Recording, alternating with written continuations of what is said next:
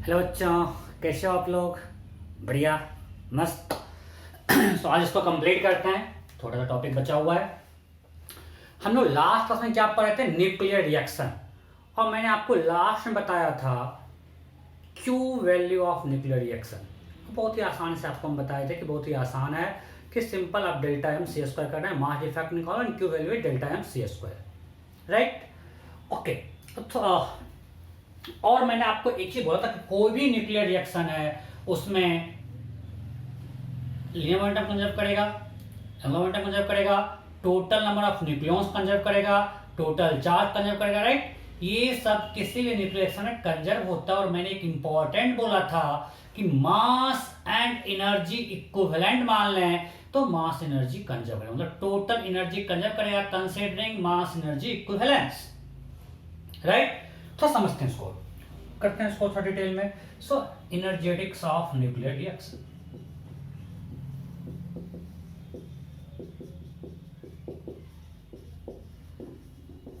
Right, चलो हम मानते हैं कि एक न्यूक्लियर रिएक्शन है A plus B that gives C plus D. ये ओके। अब आप बताओ कि यहां पे हम एक देखो, रियलिटी में होता है कि दोनों मूव कर रहा हो। हम एक सिंपल केस लेते हैं कि यहां पे बी एक टारगेट है, ये रेस्ट में है, और एक प्रोजेक्टाइल, इसको हम प्रोजेक्ट कर रहे हैं। ठीक है, ये कोई प्रोडक्ट बना और ये कुछ एक पार्टिकल निकला जिसका कुछ काइनेटिक एनर्जी है। हम एक सिंपल केस ले रहे हैं।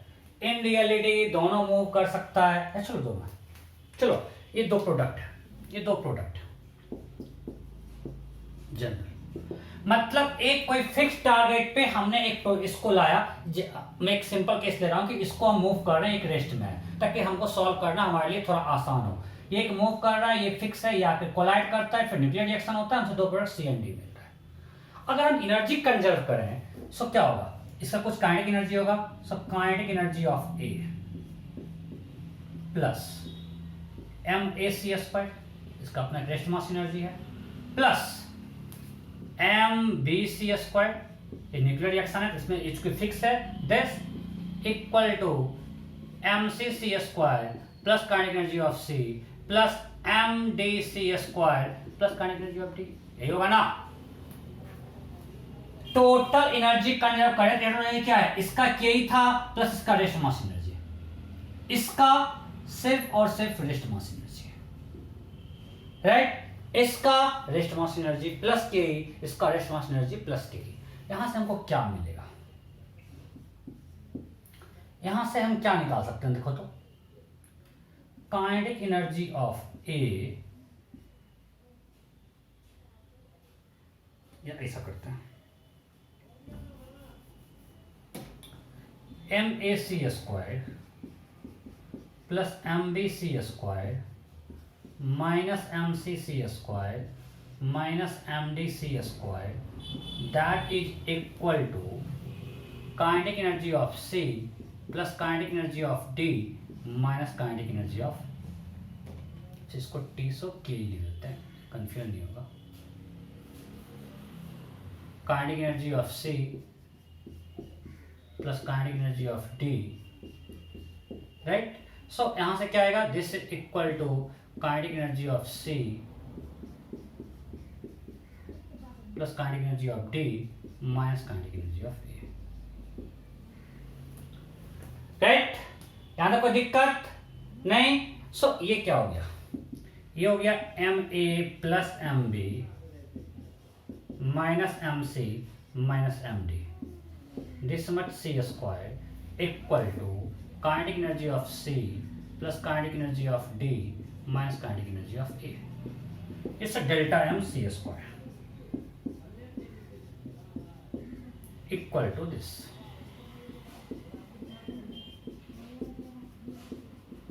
This is called Q value. Right, this is Q value of reaction. यहां तक हम लोग लास्ट क्लास में पढ़ चुके थे। इसको ठीक से देखिए, इसमें किसी को कोई डाउट है क्या? सब कुछ ठीक से चल रहा है, लग तो रहा है। ओके, सो अब आगे बढ़ते हैं। अच्छा यहां से एक और लिखते हैं, क्यू वैल्यू है Q plus kinetic energy of A is equal to kinetic energy of C plus kinetic energy of D। ये यहां तक कोई डाउट? अब बताओ ये टर्म काइनेटिक एनर्जी नेगेटिव हो सकता है, ये भी नेगेटिव हो सकता है। So we can write for nuclear reaction to occur this term must be greater than 0। It must be greater than 0। अच्छा अब क्या बोलेगा सर आपने इक्वल क्यों नहीं दिया? ये दोनों 0 0 भी तो हो सकता है, उस केस में इक्वल भी तो होता। इक्वल क्यों नहीं दिया? बताता हूं इक्वल क्यों नहीं दिया। क्योंकि हमने मान लिया कि ये प्रोजेक्टाइल इसका कुछ के है, दिस के ऑफ ए हमने मान लिया कि नॉन जीरो है, इसको हम लाके से हिट कर रहे हैं, सो इसका कुछ काइनेटिक एनर्जी है। ओके अब बोलेगा सर आप इक्वल टू 0 कर दो, मतलब उस केस में क्या हो जाएगा, इक्वल टू 0 करेंगे तो K of A equal to minus of Q, reaction endothermic है, यहां पे कोई काइनेटिक एनर्जी हमको नहीं मिला। इक्वल टू 0 करने में क्या दिक्कत है भाई? अगर इसका कुछ के है तो इधर कुछ मोमेंटम आ गया, ये रेस्ट का कुछ मोमेंटम है, अगर आप दोनों का के 0 कर दिए मोमेंटम कंजर्व हुआ क्या? नहीं हुआ। मैं फिर से भौंकता हूं, आगे मैं यही बताने वाला हूं कि ये this is a necessary condition to occur nuclear reaction. ये हमेशा होना चाहिए कि इसका जो क्यू वैल्यू है plus kinetic energy of this A should be greater than 0। Why not equal to 0? अगर ये दोनों 0 हो जाए ये 0 होता, बट अगर ये दोनों 0 होगा मींस ये भी रेस्ट में ये भी रेस्ट में, सो मोमेंटम ऑफ प्रोडक्ट हो गया 0। मोमेंटम ऑफ प्रोडक्ट क्या हो गया? 0। बट इधर मोमेंटम इसका है बिकॉज के है और इसका मोमेंटम 0, इधर मोमेंटम नॉन जीरो, मोमेंटम 0, सो मोमेंटम कंजर्व नहीं हुआ, मतलब ये 0 नहीं होगा।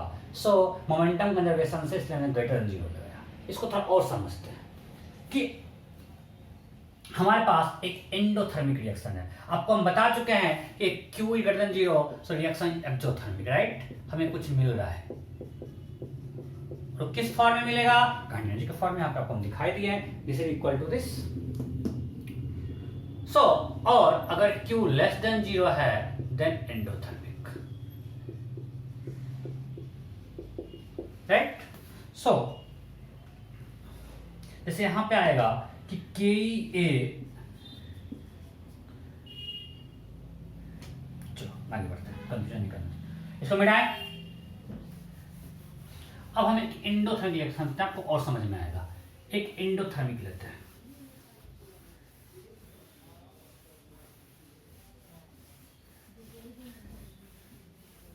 कि एक रिएक्शन है A plus B, it gives C plus D -2, means it requires this value. आपको इस रिएक्शन को करवाने के लिए means Q value of this reaction is something Q, means आपको इतना Q वैल्यू सप्लाई करना पड़ेगा तभी ये रिएक्शन हो सकता है। उसको हम किस फॉर्म सप्लाई करते हैं? हम फिर से बोल रहे हैं ये रेस्ट में है और ये प्रोजेक्टाइल है, सो हमको A को K देना है। Then question is find minimum K of A, find minimum K of A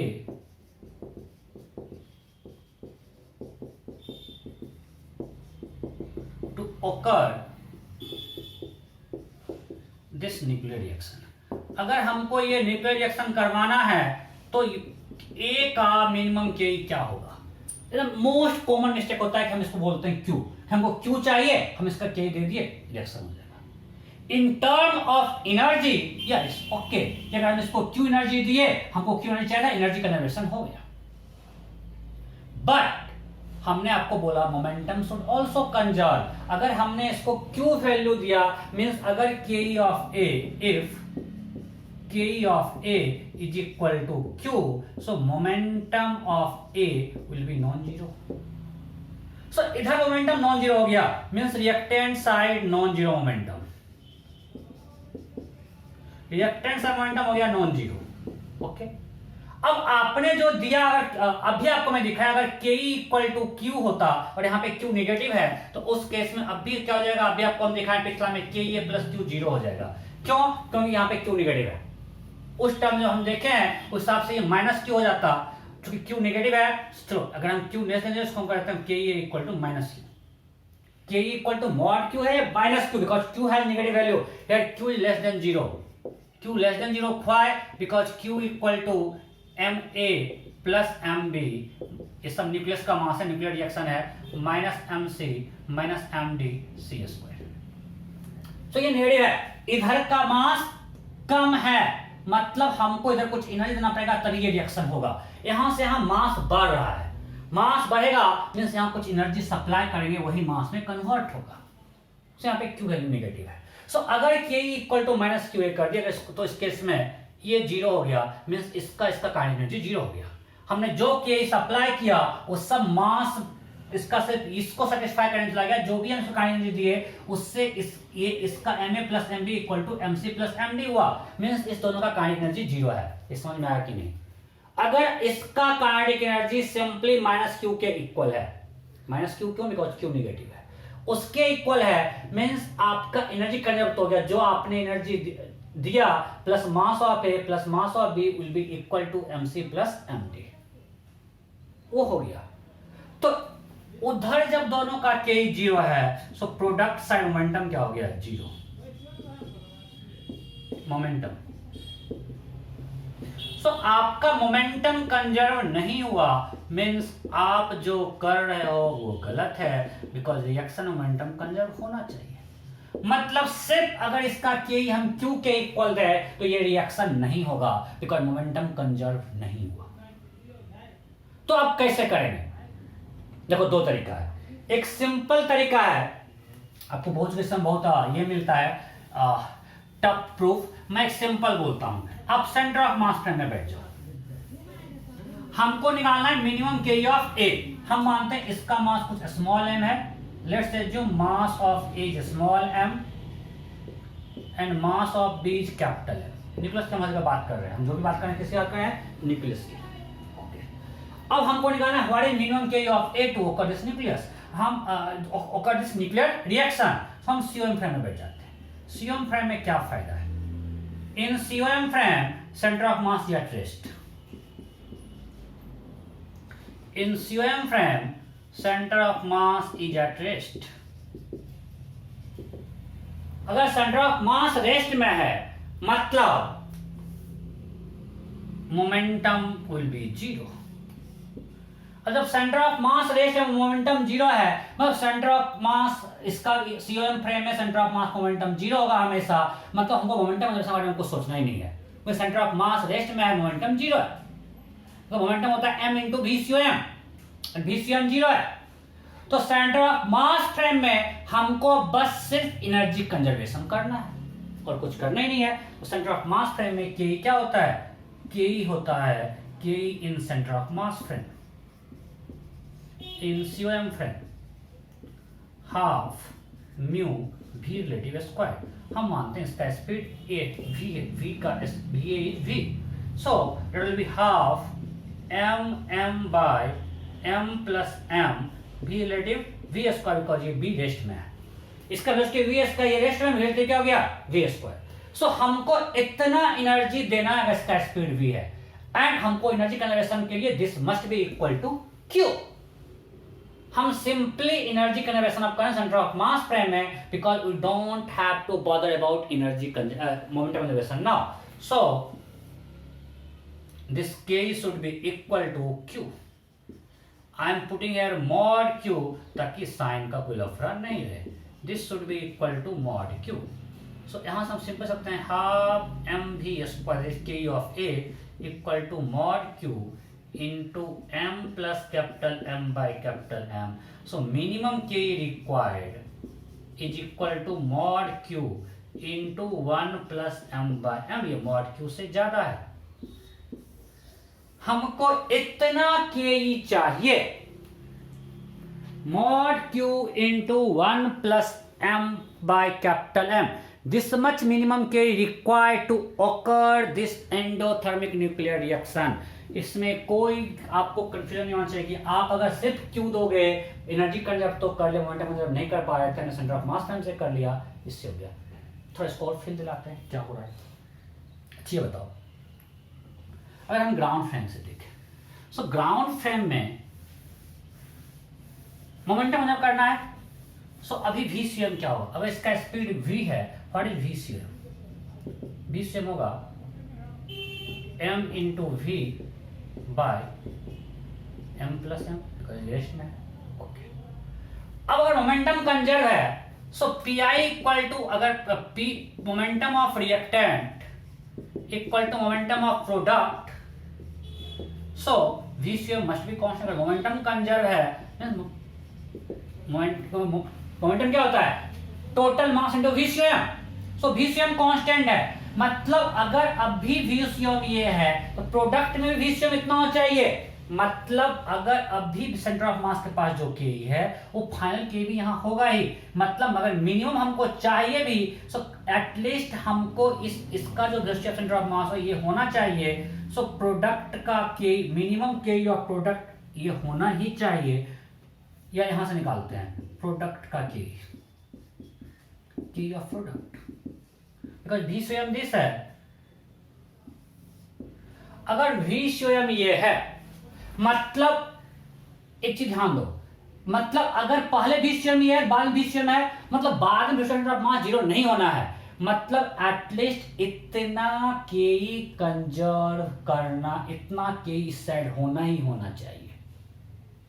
M I clear? इसलिए मैं बोल रहा हूं कि आप के जीरो नहीं कर पाओगे, आपको मोमेंटम कंजर्वेशन करना है। अगर सेंटर ऑफ मास पहले ये था तो बाद में भी प्रोडक्ट का इतना होना चाहिए, उसके पास कुछ के बचना चाहिए। Am I clear? किसी को डाउट है?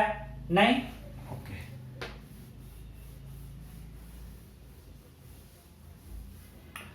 सो आपको रिजल्ट प्रूफ आपके लिए इंपॉर्टेंट नहीं है, आपको याद रखना है मिनिमम के ऑफ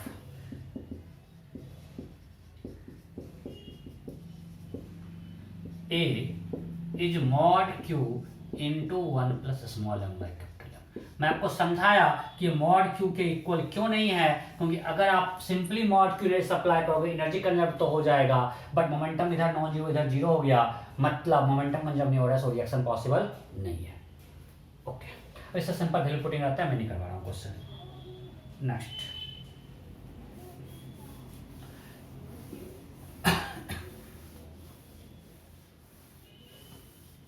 नेक्स्ट, अब एक चीज और रहता है, आपको जो मैक्सिमम जहां पे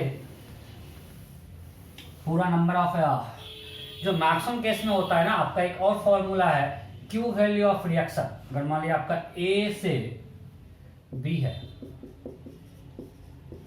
from C to D, so Q value of reaction is binding energy of product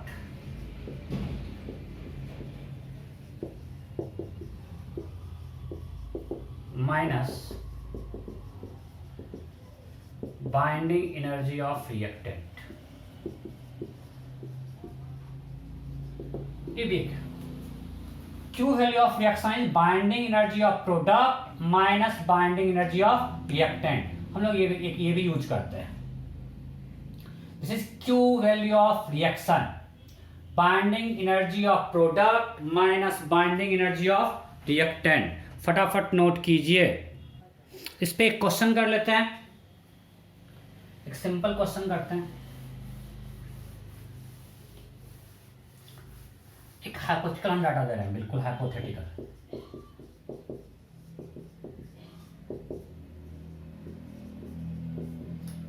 x nucleus it divides in Y plus H alpha particle,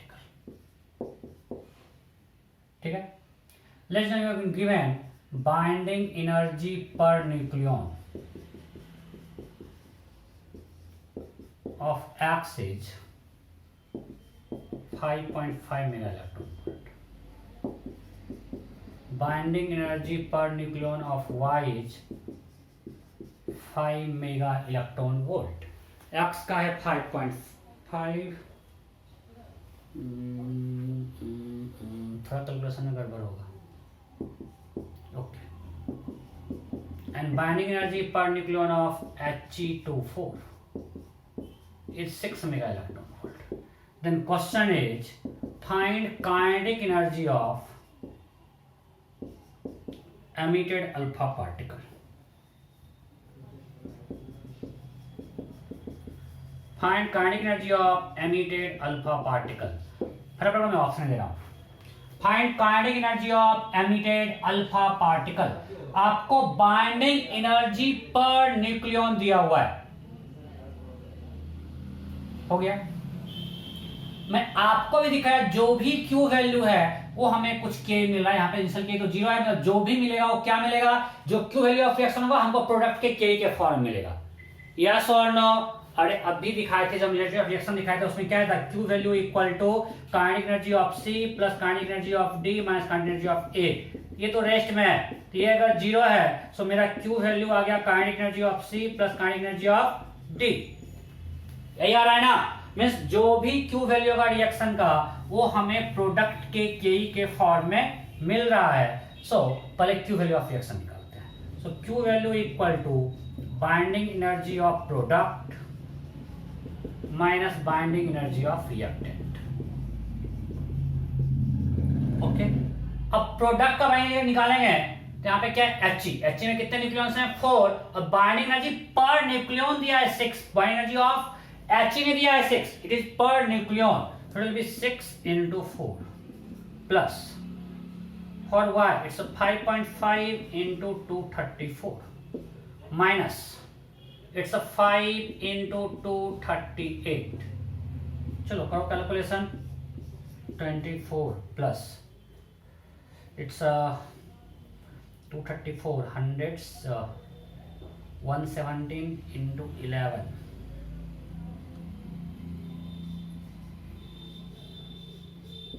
सही है क्या?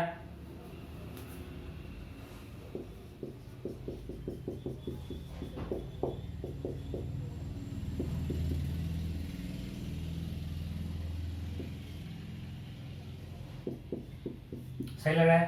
This minus 5 into 238, this much mega electron volt,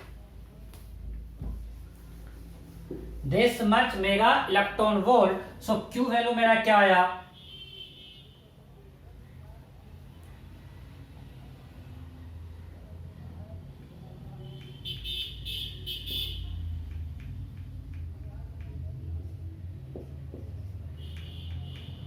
this minus this much mega electron volt, this is equal to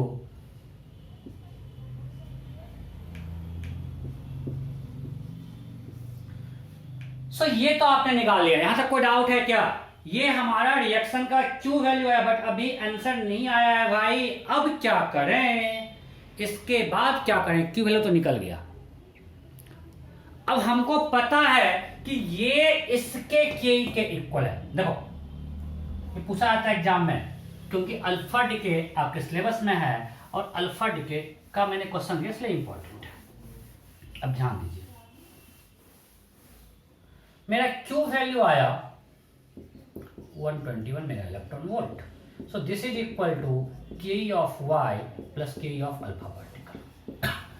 but किसमें कितना जाएगा? So what is momentum? इनका momentum क्या है? 0, ये रेस्ट में था। So final momentum has to be 0, मतलब they will in opposite direction. So P Y, अगर मैग्नीट्यूड की बात करें, अगर हम वेक्टर फॉर्म में करें, so momentum of Y plus momentum of alpha must be 0। From conservation of momentum of product must be 0. So momentum of y plus momentum of alpha vector sum must be 0. So momentum of y vector equal to minus of p alpha. So magnitude of momentum of y equal magnitude of momentum of alpha. So py equal to p alpha. So momentum दोनों का same है, magnitude. अगर momentum का magnitude same है, सो आपको पता है कि K equal to P square by 2 है, right? So K of alpha by K of Y will be inverse ratio of mass, so that will be equal to mass of y by mass of alpha. Am I clear? So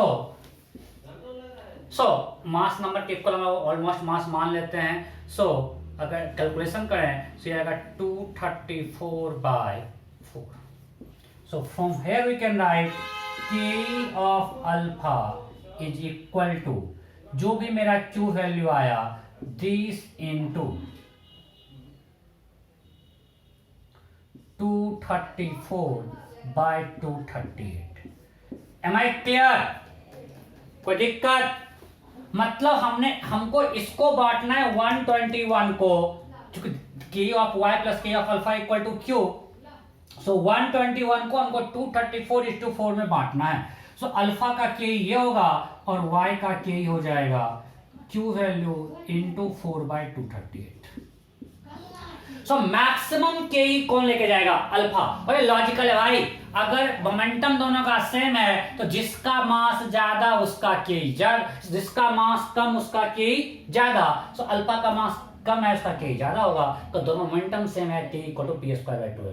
M I clear? ये एक बार ID में पूछा हुआ question है। सो आपको ध्यान रखना है, जब भी ऐसा रिएक्शन दिया हुआ है और आपको के ही पूछा है तो आपको ये पहले हमेशा पता होना चाहिए। अगर हम जनरल देते हैं, अगर हम एक जनरल न्यूक्लियर रिएक्शन लिखते हैं अल्फा डीके में, अभी अल्फा डीके पढ़ेंगे अगला इसके बाद, कि एक्स है, इससे बन रहा है Y a-4 plus He4। So in this case K of alpha will be equal to Q value into a-4/a and K of Y will be equal to Q value of reaction into 4/A, right? और Q value आपको अगर मास दिया तो मास के term में देख लो, अगर binary दिया बाइनरी टर्म में निकाल लो। M I clear? यहां तक किसी को कोई डाउट नहीं? ओके, सो हमने न्यूक्लियर रिएक्शन का एनर्जेटिक्स कंप्लीट कर लिया। मैं आपको फिर से बोलता हूं, जब भी Q वैल्यू निकालना, अगर आपको डाटा में मास ऑफ एटम दिया है, you have to start from mass of nucleus, right? और वहां से आप फिर डिराइव कर लो। अब आते हैं different types of radioactive decay, right? Different types of radioactive decay. ये होता क्या है, ये होता क्यों है, ये स्पॉन्टेनियस रेडियो एक्टिव डीके क्यों होता है? ये इसलिए होता है कि अगर हमारे पास मतलब कोई भी नेचुरल अनस्टेबल न्यूक्लिया है, they will try to get stability by spontaneous radioactive decay. So as per requirement वो डिफरेंट टाइप्स के डीके करके स्टेबिलिटी गेन करते हैं। सो अनस्टेबल न्यूक्लिया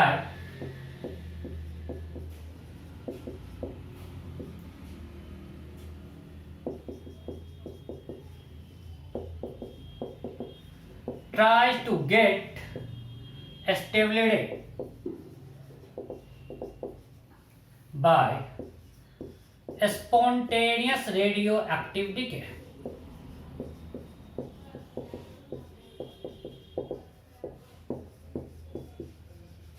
सो वो अपना रेडियो डीके करके स्टेबिलिटी गेन करते हैं। तो डिफरेंट टाइप्स का पास डीके हैं, हम लोग अभी पढ़ेंगे वन बाय वन। फर्स्ट पढ़ते हैं alpha decay. Alpha decay means decay में हमें क्या मिलेगा? अल्फा पार्टिकल, ठीक है? तो इसमें रिएक्शन क्या होता है कि हमारे पास कोई भी न्यूक्लियाई है, उसका मास नंबर ए है और नंबर ऑफ प्रोटॉन जेड है। यहां से ये to gain stability it emits alpha particle. So alpha particle ये इट एमिट्स अल्फा पार्टिकल। इस रिएक्शन का एनर्जी हम लोग अभी देख लिए है, बस उसके बाद फिर से कंप्लीट करेंगे। सो ये अल्फा पार्टिकल है, राइट? सो अल्फा डीके कब होता है? It normally occurs for heavy nuclei.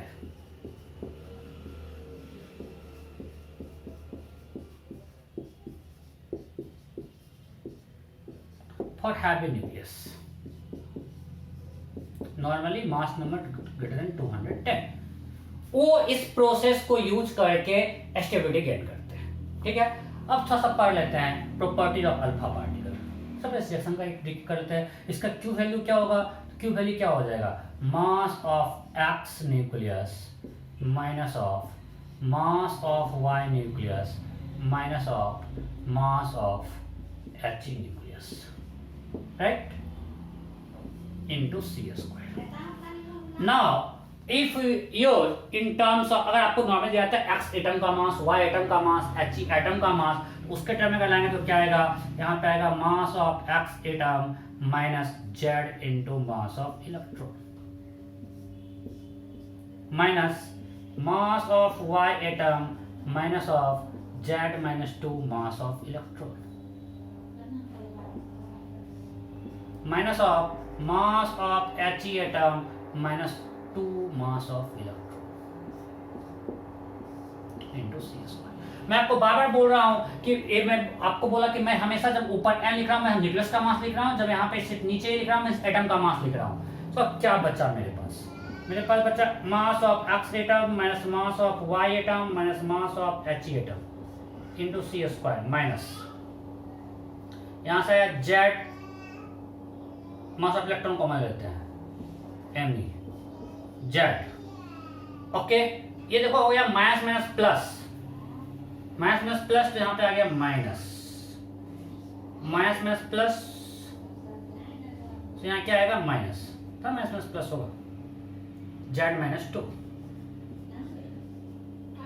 और ये क्या आएगा minus minus plus, so this C square, this got cancelled, ये हमारा कैंसिल हो गया। अरे यहां से देखो ना, जेड माइनस 2 प्लस 2 क्या हो गया जेड, और ये माइनस जेड कैंसिल हो गया।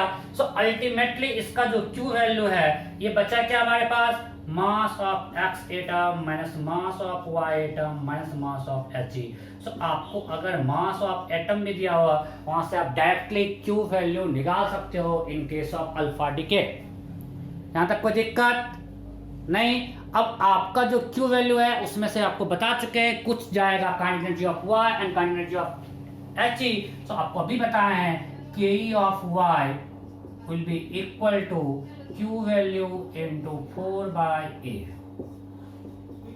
And K E of alpha particle will be equal to Q into A minus 4 by A. यहाँ पर एज्यूम करें almost mass of nucleus is almost equal to mass number, ठीक है।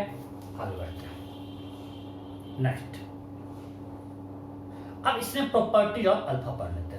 ये एनर्जेटिक्स ऑफ न्यूक्लियेशन हो गया, बिल्कुल कोई डाउट नहीं, हम लोग अच्छे से इसको डिटेल में डिस्कस कर चुके हैं। यहाँ पे ध्यान देना है कि कोई भी अल्टीमेटली एटम का मास है तब भी हम निकाल सकते हैं, बिकॉज इलेक्ट्रॉन का मास कैंसिल हो गया, no problem.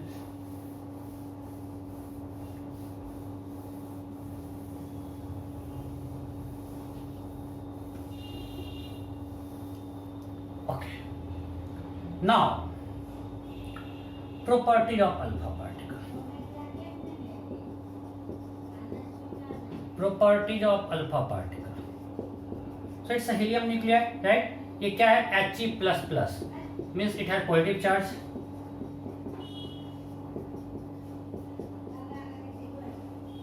So it gets deflected.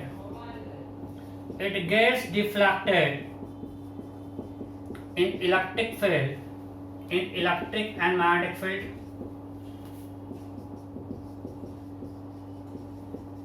Deflection होगा बिकॉज इस पे चार्ज, ओके, कोई दिक्कत नहीं। इट हैज कंपेरिजन, ऐसे मैं आपको लिख दे रहा हूं, more ionising power than beta and gamma. ये आपको कंपेरिजन में पूछा जाता है, आप लोग क्लास 9 में पढ़े होंगे। And it has less penetration power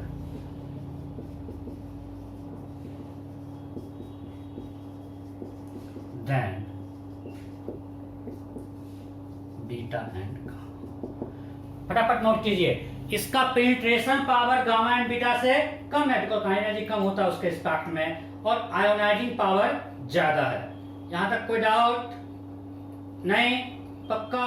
फटाफट नोट किए, फटाफट फटाफट फटाफट नोट कर लिए। अब आगे बढ़ते हैं। नेक्स्ट है beta minus DK.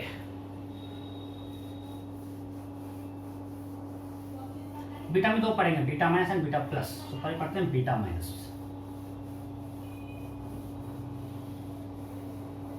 Beta minus DK,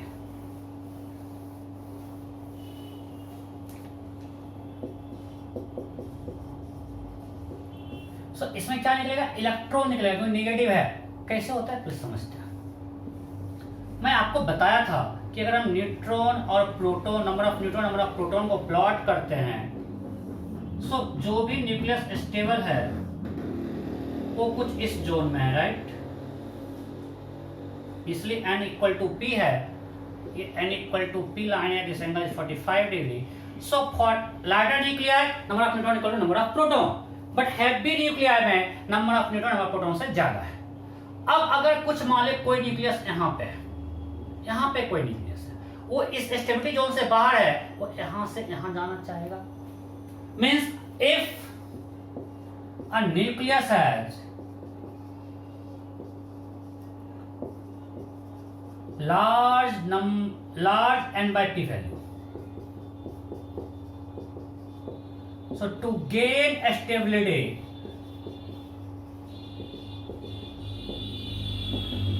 it decreases number of neutron and increases number of proton।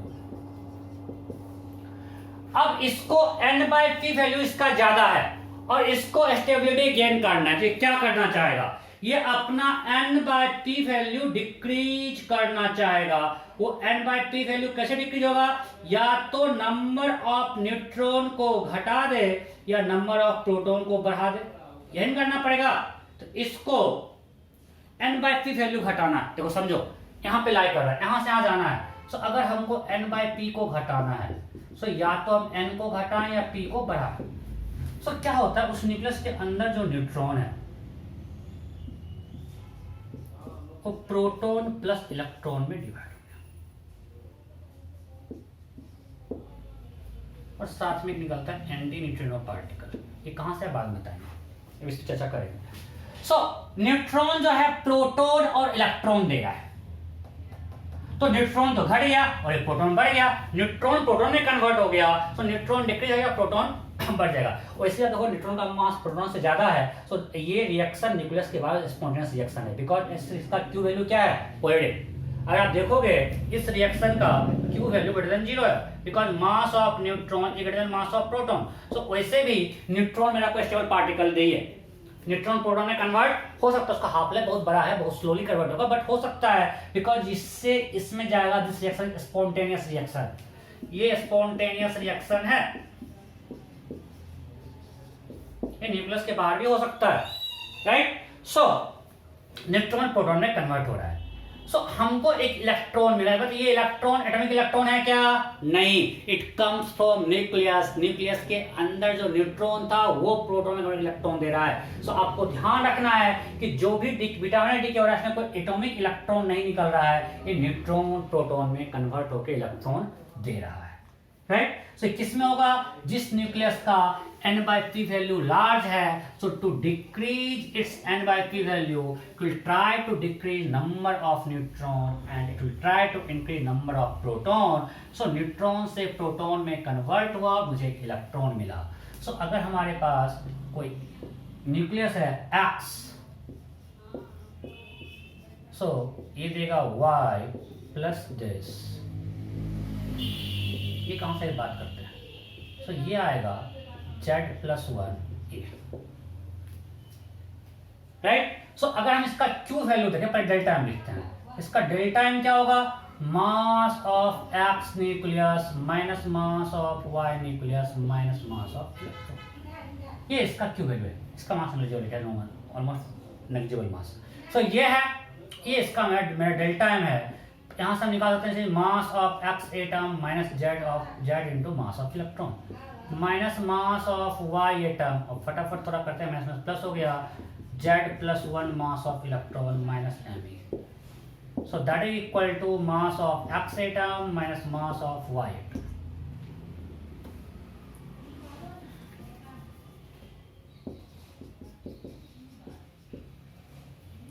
Right, अब यहाँ पे देखो minus Z M E minus ये कैंसिल हो जाएगा, राइट। सो ये कैंसिल हो गया, तो सिर्फ ये बचा। So Q value is delta M C square that is equal to mass of X atom minus mass of Y atom C square. फटाफट नोट करो।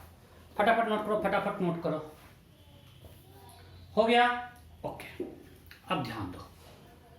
पहले इसको इग्नोर करते हैं, मानते हैं ये नहीं आया था, इसके बारे में बहुत बात बदल है, मान लिया नहीं आया, इसको भी हटा देते हैं। सो अब ये जो Q वैल्यू है इस दोनों K में जाएगा, दोनों मोमेंटम सेम होगा। फिर से अगर इसको इग्नोर करना है, अगर हम इसको इग्नोर करें दोनों मोमेंटम सेम होगा, और दोनों का मोमेंटम सेम होगा तो यहां पे इसका चूंकि मास इससे बहुत कम है, सो काइनेटिक एक्सपेक्टेड रिजल्ट क्या था? Kinetic energy of this electron should be not equal to Q value. ये हमको मिलना चाहिए था, ये हमको मिलना चाहिए था ना, क्योंकि यहां पे अगर मोमेंटम यहां पे इनिशियल जो है फाइनल जो दोनों मोमेंटम सेम होगा, मोमेंटम सेम होगा, सो हम एक्सपेक्ट क्या किए थे कि kinetic energy of y by kinetic energy of this equal to me by my। और चूंकि मास ऑफ इलेक्ट्रॉन के स्पेक्ट्रम बहुत बहुत छोटा है यार, मतलब मैक्सिमम के ही बीटा पार्टिकल लेके भाग जाएगा। लेकिन ये एक्सपेक्टेशन था, ये मेरा एक्सपेक्टेशन था कि kinetic energy of beta particle must be equal to या ऑलमोस्ट इक्वल टू Q होना चाहिए। सो एक्सपेक्टेशन, हमारा एक्सपेक्टेशन क्या था? एक्सपेक्टेशन था K of beta particle should be equal to Q। But मिला क्या? मिला ये, अगर हम प्लॉट करें यहां पे नंबर ऑफ बीटा पार्टिकल्स और यहां पे K, सो वेरिएशन मिला, कुछ ऐसा ग्राफ मिला,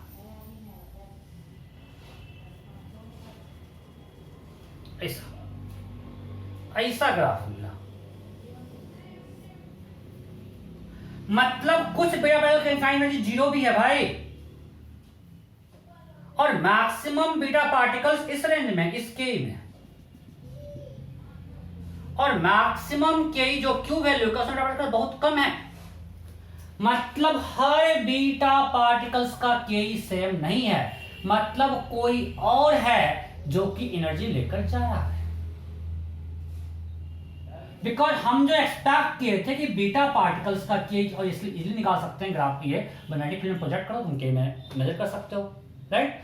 सो हम जो एक्सपेक्ट किए थे कि हर बीटा पार्टिकल्स का K इसके इक्वल हो Q वैल्यू का, बस वो नहीं मिल रहा है। वो इतना बड़ा वेरिएशन है कि बहुत कम बीटा पार्टिकल्स का K Q वैल्यू के इक्वल है, कुछ का बिल्कुल 0 भी है, और मैक्सिमम बीटा पार्टिकल्स जो है वो इस रेंज में है, इसके ही पे,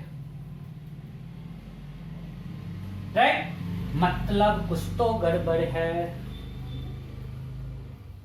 कुछ तो गड़बड़ है। तो कोई और है जो इस एनर्जी को लेकर भाग रहा है। और later we came to know that anti neutrino, फिर बहुत सारे एनवायरमेंटल मैनिपुलेशन सब करके उन्होंने हमने देखा वो एंटी न्यूट्रिनो पार्टिकल है। आपको इसके बारे में नहीं पढ़ना है, इसका very less interaction with matter, इसलिए इसको पकड़ना बहुत मुश्किल था, बहुत दिन तक हम लोग इसके बारे में नहीं जान पाए।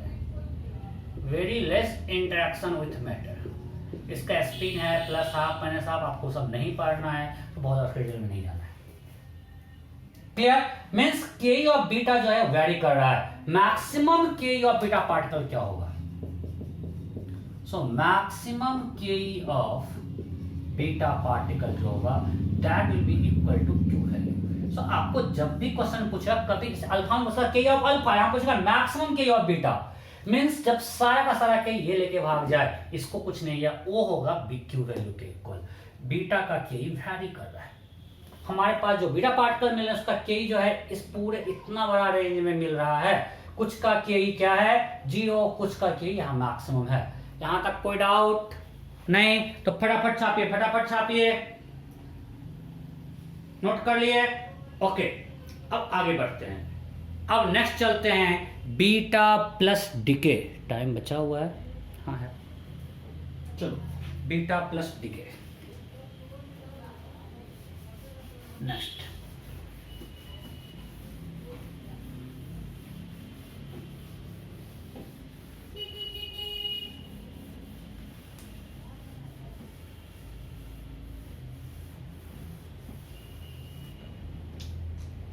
बीटा प्लस डी है।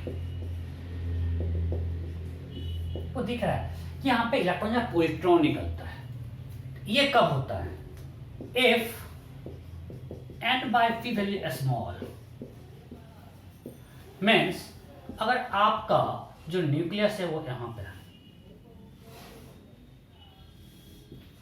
स्टेबिलिटी मान यहाँ पे कोई है, वो यहाँ से यहाँ जाना चाहेगा ना। ये स्टेबिलिटी मेरा बेल्ट है, इस स्टेबिलिटी जन के नीचे है, मतलब इसका n/p वैल्यू स्मॉल है। Now to gain stability, it will try to increase n/p value. कब होगा? या तो n बढ़ाए या p घटाए, दो ऑप्शन है, या तो n बढ़ाए या p घटाए। ये कैसे होता है? तो उसका जो प्रोटॉन है वो कन्वर्ट हो जाता है किसमें? न्यूट्रॉन में, प्लस पॉजिट्रॉन में। इसको E प्लस भी कहते हैं, राइट। और यहां पे है न्यूट्रिनो पार्टिकल, मतलब प्रोटॉन कन्वर्ट हुआ न्यूट्रॉन प्लस पॉजिट्रॉन में। क्लियर? सो ये कब हुआ? जब आपका n/p वैल्यू स्मॉल है। यहां तक कोई डाउट नहीं? अच्छा बताओ, अगर ये रिएक्शन हम न्यूक्लियस के बाहर करें तो इसका Q वैल्यू क्या होगा? Less than 0। न्यूट्रॉन का मास प्रोटॉन के मास से ज्यादा है, राइट। सो ये सिर्फ इनसाइड न्यूक्लियस हो सकता है, इनसाइड न्यूक्लियस को डिटेल में नहीं पढ़ना है, due to involvement of force का हमने नाम दिया वीक फोर्स।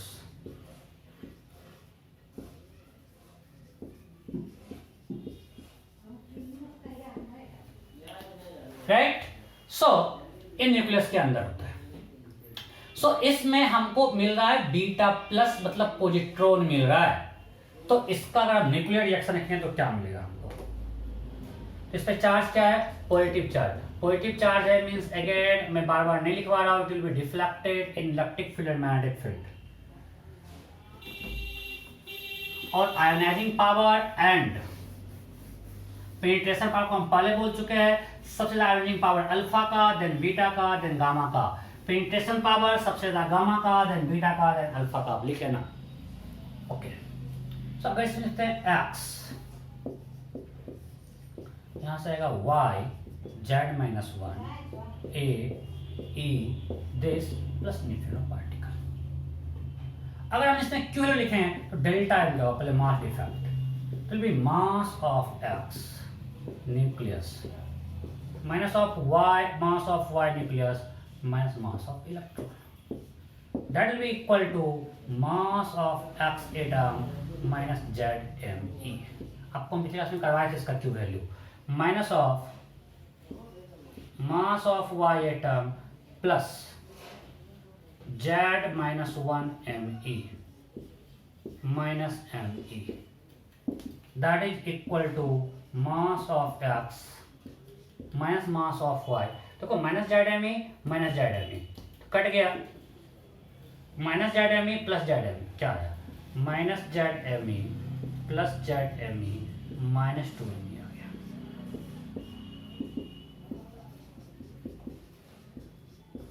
सो यहाँ पे एक माइनस 2ME आ गया, हाँ नहीं? ठीक है, उसको हम पिछले क्लास में भी किए थे, यहाँ पे कोई डाउट नहीं होना चाहिए। सो यहाँ तक क्लियर है? ये मास of x atom minus mass of y atom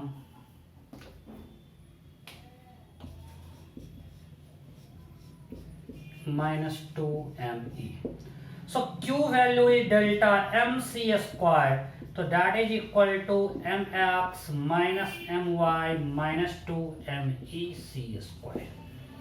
So आपको ध्यान रखना है यहाँ पे मास ऑफ इलेक्ट्रॉन कैंसल नहीं हुआ, इसको ये लिख सकते हैं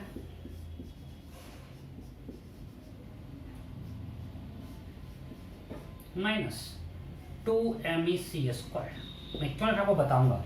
तो this Q will be equal to mx minus my minus 2 into 0.511, so that is mx minus my minus this, यही सब दिक्कत है।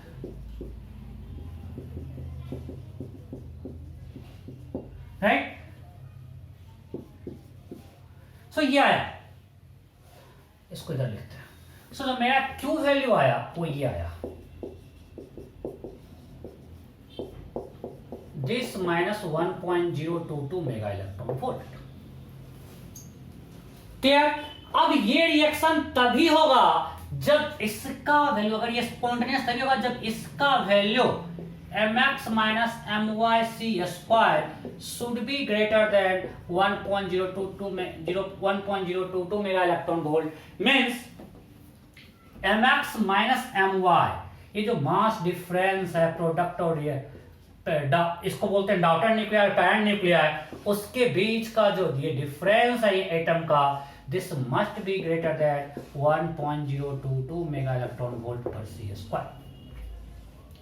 इसके एटम का मास का ये जो डिफरेंस है ये उससे ज्यादा होगा तभी ये न्यूक्लियर रिएक्शन हो सकता है, उसके कम में तो नहीं होगा, बिकॉज की वैल्यू नेगेटिव आएगा, स्पॉन्टेनियस रिएक्शन नहीं होगा, मतलब ये सब में नहीं हो पाएगा। तो फिर नेचर कुछ ना कुछ तो उपाय करेगा भाई, बेचारा जिसका ये नहीं है वो कैसे स्टेबिलिटी करेगा, जिसका n/p वैल्यू मान लिया स्मॉल है, n/p वैल्यू इसका स्मॉल है, उसको p को n/p वैल्यू स्मॉल है, मींस n को बढ़ाना है और p को घटाना है, वो इससे तो नहीं कर सकता है, तो अब वो क्या करेगा, तो उसके लिए एक और प्रोसेस हम लोग पढ़ेंगे, इलेक्ट्रॉन कैप्चर। राइट, तो ये तभी होगा जिसके लिए ये एग्जिस्ट, मतलब ये सेटिस्फाई करेगा तभी ये रिएक्शन आएगा for beta plus decay. Okay, again maximum kinetic energy of beta plus particle will be equal to, बिल्कुल सब कुछ सेम होगा उसकी तरह, maximum kinetic energy of beta plus particle will be equal to Q value, maximum Ke of beta plus particle is equal to, ठीक है, ये positive charge है, ये सब बता चुके हैं आपको। आगे आते हैं हम electron capture, electron capture. Next क्या है, इलेक्ट्रॉन कैप्चर।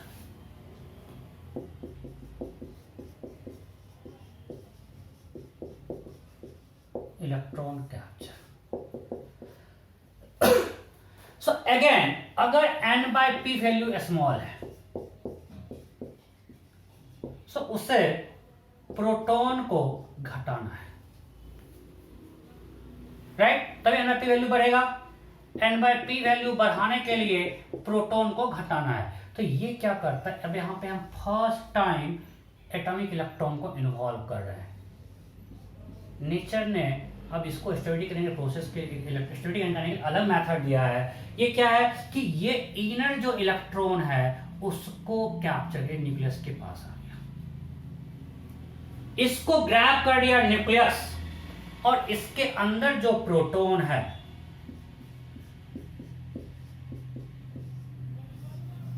ये दे देगा neutron plus neutron, this, so this is electron capture.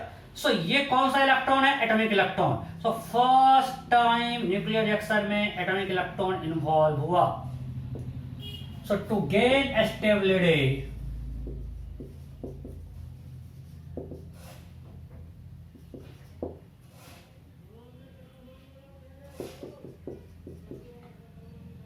proton captures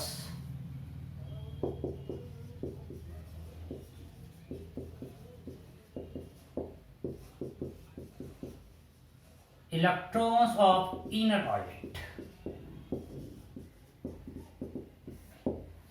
right. So यहां पे एटॉमिक इलेक्ट्रॉन इन्वॉल्व हो गया। अभी तक जो बीटा माइनस डीके था उसमें कोई भी एटॉमिक इलेक्ट्रॉन इन्वॉल्व नहीं था, आपको ध्यान रखना है। ओके, अब इसका हम न्यूक्लियर रिएक्शन लिखते हैं तो क्या होगा,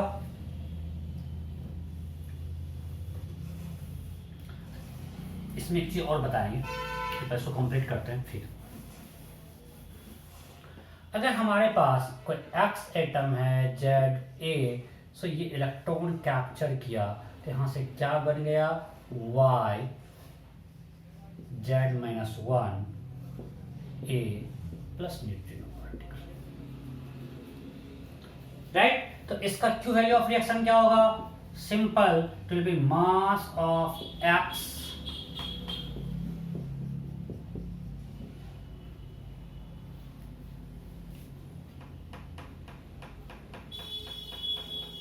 minus of mass of Y nucleus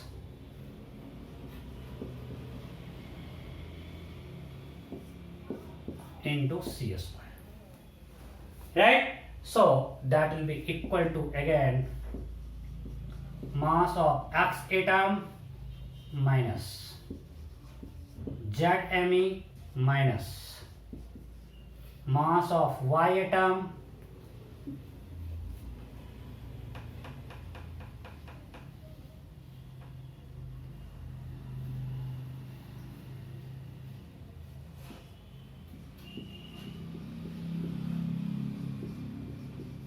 this is equal to mx minus my minus me c square. देखो यहां तक कोई डाउट है क्या, यहां तक किसी कोई डाउट, पक्का? मुझे डाउट है ना, आपको नहीं है, तो रिएक्शन गलत है, यहाँ पे चार्ज ही कंजर्व नहीं हो रहा है। सो यहाँ पे एक इलेक्ट्रॉन भी है ना, सो प्लस इलेक्ट्रॉन है, उसको मैं छोड़ ही दिया, एटॉमिक इलेक्ट्रॉन है, अब सही है। सो क्यू वैल्यू क्या होगा, कुछ गड़बड़ आ रहा था, क्यू वैल्यू क्या होगा बोलो फिर से, will be mass of X nucleus plus mass of electron minus mass of Y nucleus into C square। अब सही लग रहा है, will be mass of X atom plus Z, sorry पागल हो गया, minus Z mass of electron plus Me minus mass of Y atom minus plus Z minus 1 mass of electron, this C square। So it will be mx minus my minus zme plus zme plus me minus me, so ये cancel हो गया, so you are left with only this C square, right. So Q value निकल गया, यहां तक कोई doubt नहीं, okay. आपको हम बता चुके हैं कब होता है, जब आपको हम बताए थे कि x और y के मास का डिफरेंस 1.022 मेगा इलेक्ट्रॉन वोल्ट पर सी स्क्वायर से कम है, उस केस में इससे होता है, right, okay. Normally heavy nuclear होता है। अब आगे बढ़ते हैं, अब इसमें थोड़ा एक और चीज समझते हैं इलेक्ट्रॉन कैप्चर में। मैंने क्या बोला कि न्यूक्लियस जो है इनर इलेक्ट्रॉन को कैप्चर करता है, नॉर्मली वो के सेल से करता है, मैक्सिमम में के सेल से कैप्चर करता है। सब मानिए यहां से एक इलेक्ट्रॉन यहां आ गया, राइट। सो यहां पे एक वैकेंसी क्रिएट हो गया, जब इलेक्ट्रॉन यहां से यहां आया, सो यहां पे एक वैकेंसी क्रिएट हुआ। अब इस वैकेंसी को फुलफिल करने के लिए ऊपर के इलेक्ट्रॉन जो है हायर ऑर्बिट से यहाँ पे जंप करेंगे, और जब ये जंप करेंगे तो यहाँ फोटॉन्स मिलेगा। So due two electron capture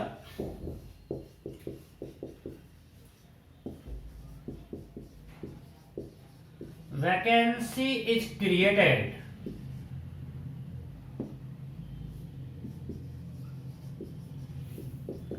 in inner orbit,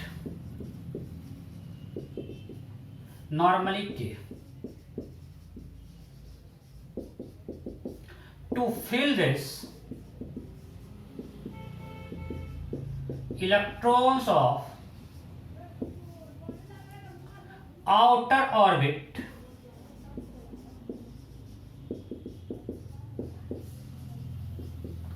jump to inner orbit,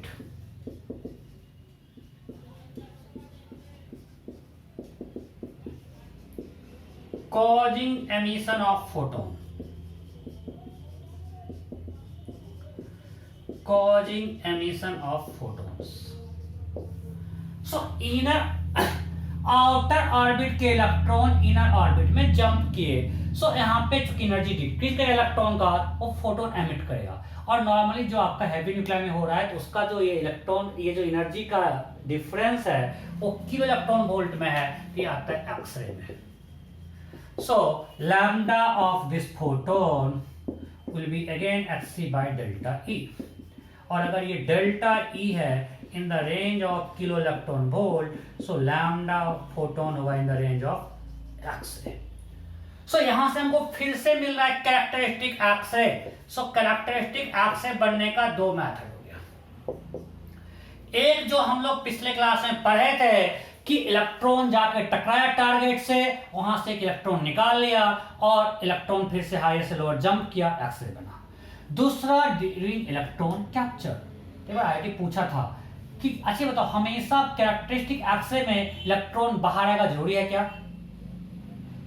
in production of characteristic X-ray there will be ejection of electron, true और फॉल्स? फॉल्स। बिकॉज अगर कैरेक्टरिस्टिक एक्सरे हमने electron को टकराया target से, उस case में electron बाहर आया, तो उस मेथड ऑफ प्रोडक्शन में इलेक्ट्रॉन इजेक्ट हुआ। बट इलेक्ट्रॉन कैप्चर में कोई इलेक्ट्रॉन बाहर नहीं आया, फिर भी हमको कैरेक्टरिस्टिक एक्सरे मिला। सो यहाँ पे एक्सरे प्रोडक्शन का दो मेथड है, ये भी आपको ध्यान में रखना है। कोई डाउट नहीं? नेक्स्ट, अब लास्ट है गामा डीके। अब देखो ऐसा नहीं किसी में सिर्फ अल्फा हो रहा है, किसी में बीटा हो रहा है, ऐसा नहीं, सीक्वेंशियल भी होता है। आपको पता है यूरेनियम 238 से Tb206 जाता है by continuous alpha and beta decay. So आपका एक अल्फा हुआ, हो सकता है फिर बीटा हो जाए, फिर अल्फा हो जाए। सो ये कंटिन्यूअस भी हो सकता है। अब नेक्स्ट है गामा डीके। आसान है। अब ध्यान दीजिए, अब जितना भी न्यूक्लियर रिएक्शन है, तो जैसे हम लोग कहते हैं इलेक्ट्रॉन में एनर्जी लेवल्स हैं, thus nucleus have also different energy levels।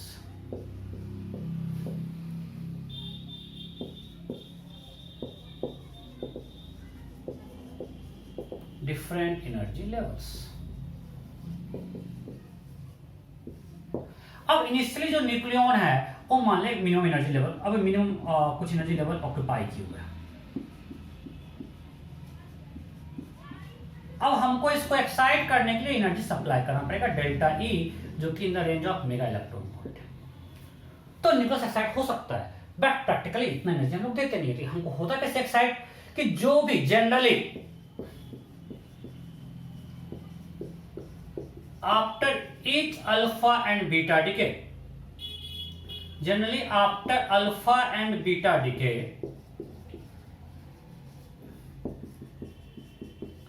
nuclei are in excited state।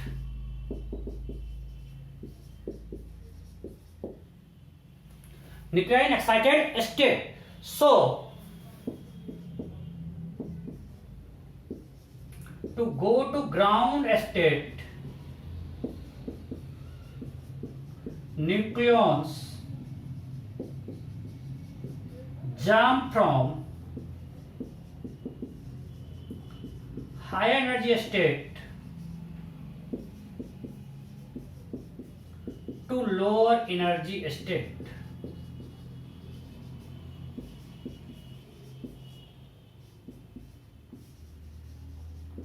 causing emission of photons। causing emission of photons means जब कोई न्यूक्लियर रिएक्शन हुआ, जैसे मान लें हम एक न्यूक्लियर रिएक्शन मानते हैं, एक अल्फा डीके हुआ XZA, आपको देखो ऐसा में लिखा हुआ मिलता है।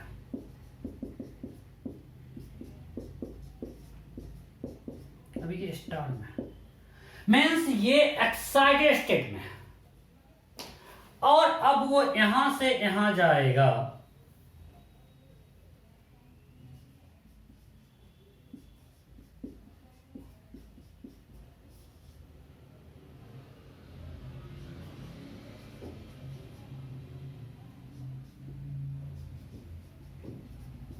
Plus photons.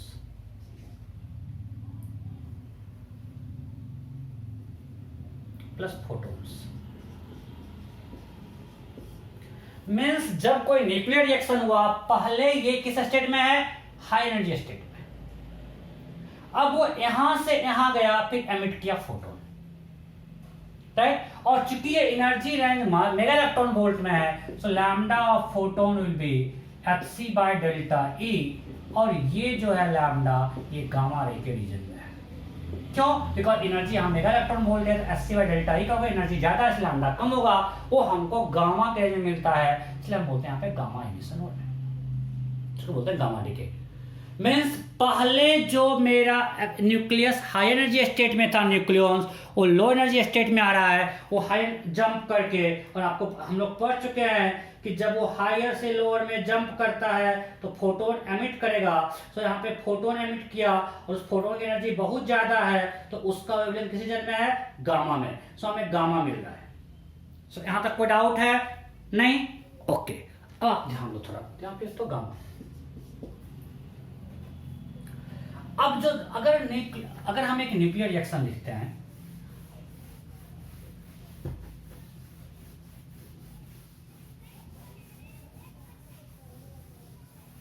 ये और ये पूछा, इट गिव्स दिस,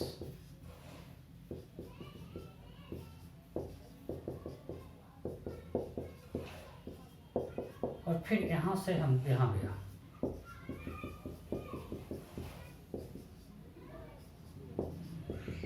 और प्लस ई एनर्जी मिला, ठीक है। अब मानते हैं अगर Q value of nuclear reaction is Q,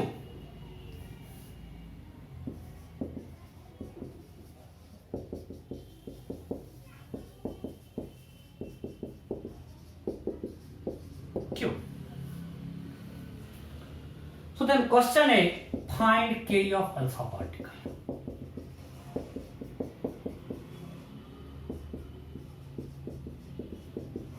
क्या होगा, चलो ऑप्शन Q इंटू